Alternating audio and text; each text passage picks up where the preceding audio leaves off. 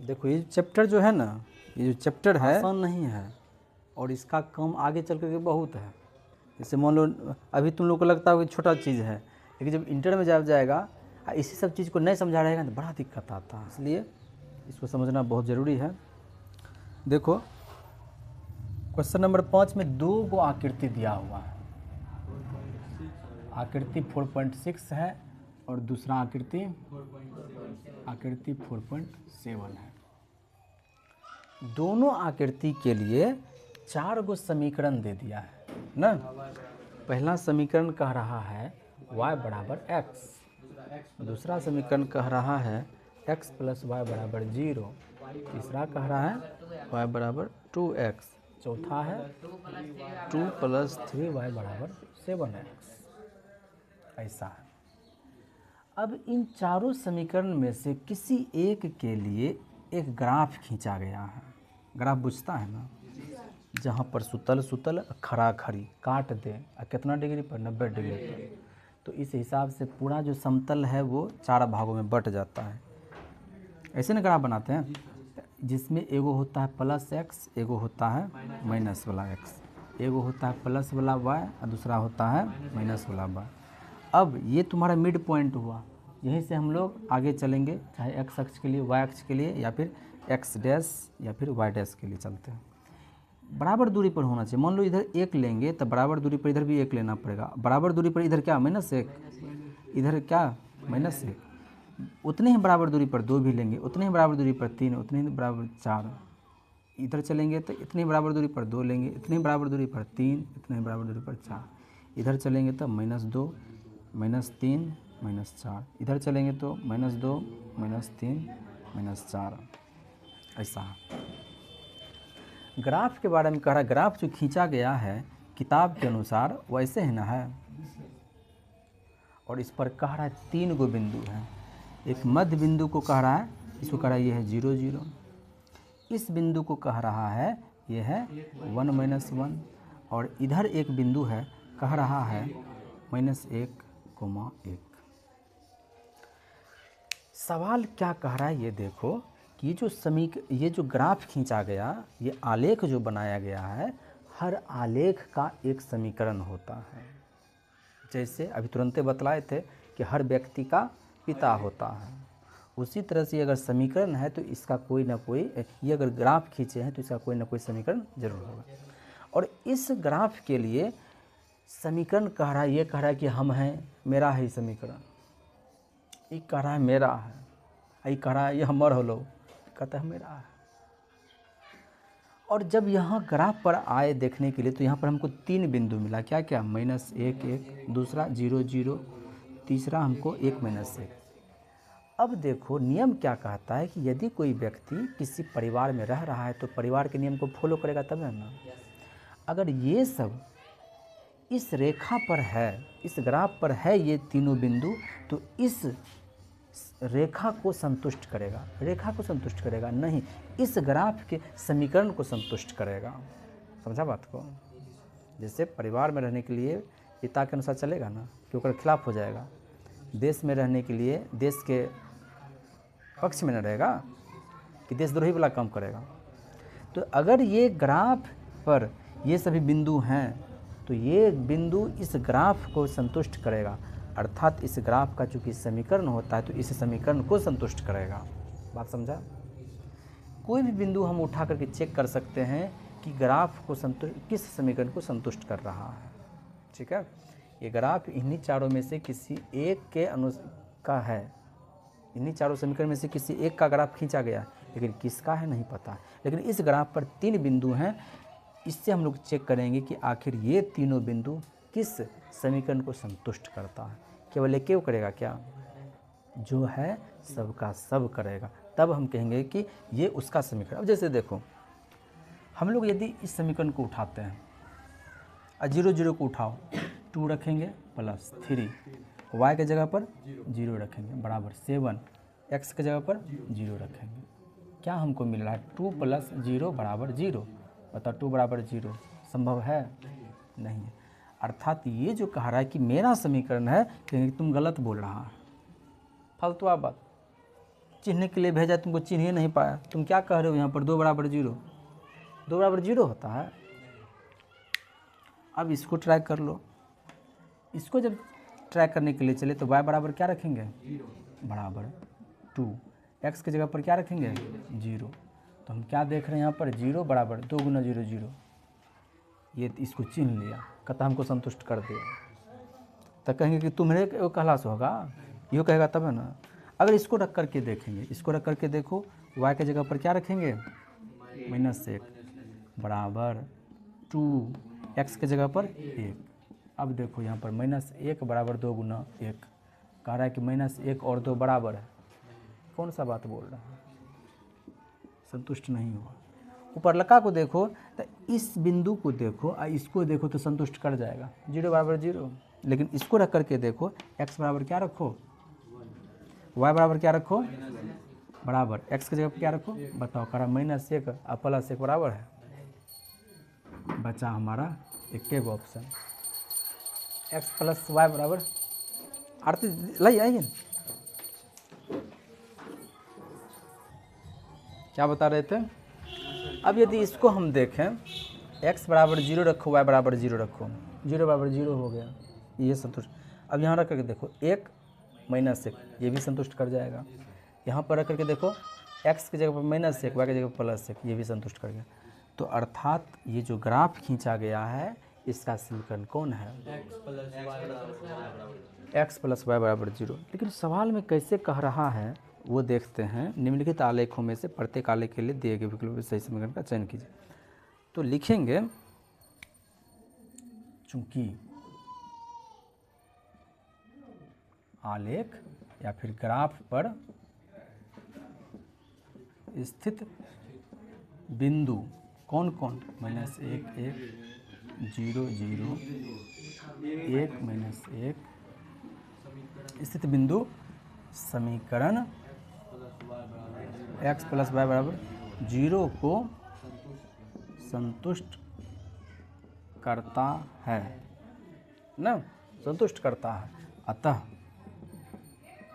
यह आलेख समीकरण x + y बराबर 0 का है। समझ में आ गया। ऐसा ही इसी तरह से सेम अगला सवाल बन जाएगा। अगला क्वेश्चन 6 नंबर क्या कह रहा है, देखो। कह रहा है कि एक अचर बल लगाने पर, बल का मान बदल नहीं रहा है, इसका मतलब अचर मान नहीं चल रहा है। कह रहा है एक पिंड द्वारा किया गया कार्य पिंड द्वारा की गई दूरी के अनुक्रमानुपाती है। बात सही है। इस कथन को 2 चरों वाले एक समीकरण के रूप में व्यक्त कीजिए। अरे इस कथन को 2 चरों वाले समीकरण के रूप में व्यक्त कीजिए और अचर बल 5 मात्रक लेकर इसका आलेख खींचिए। यदि पिंड द्वारा तय की गई दूरी बराबर, पहला से है 2 मात्रक और दूसरा में खड़ा है 0 मात्रक। ठीक, देखो इसमें तो कह रहा है कि पहली बात तो हम लोग बल, कार्य, विस्थापन के बीच में संबंध स्थापित करेंगे। जाओ, सबसे पहले हम लोग बल, कार्य और विस्थापन के बीच में संबंध स्थापित करेंगे, तब ना जाकर के समीकरण बनेगा।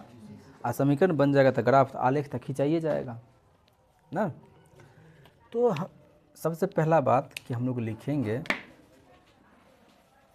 हम जानते हैं, क्या जानते हैं हम लोग, क्या जानते हैं, तो कार्य बराबर बल गुना विस्थापन। हम जानते हैं कि कार्य बराबर बल गुना विस्थापन होता है।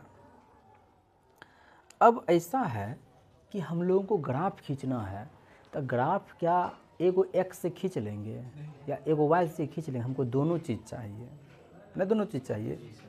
तो यहाँ पर कितना कार्य क्या है हमको नहीं है पता, है पता, और कितना दूर गया है ये भी नहीं है पता, है पता।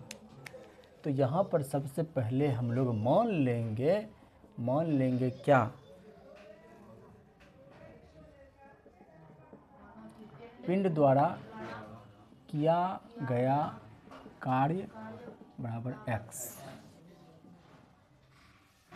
ठीक, और तय की गई दूरी ही क्या है, यहाँ पर विस्थापन होगा और उसको मान लेंगे क्या, y मान लेंगे।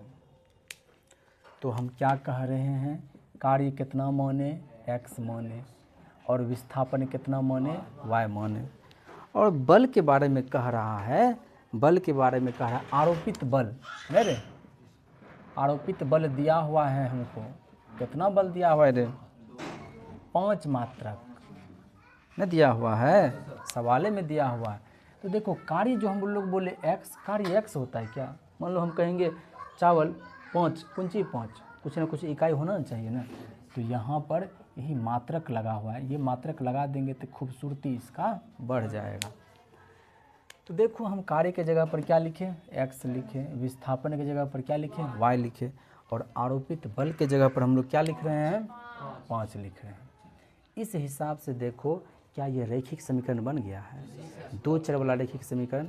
अब चाहे तो हम यहाँ से इसका आरेख खींच सकते हैं ना, इसका हम आरेख खींच सकते हैं। और साथ ही साथ आरेख को खींचने के लिए कह रहा है, आरेख खींचने के लिए कह रहा है, तो आरेख के लिए हम लोग यहाँ पर लिखेंगे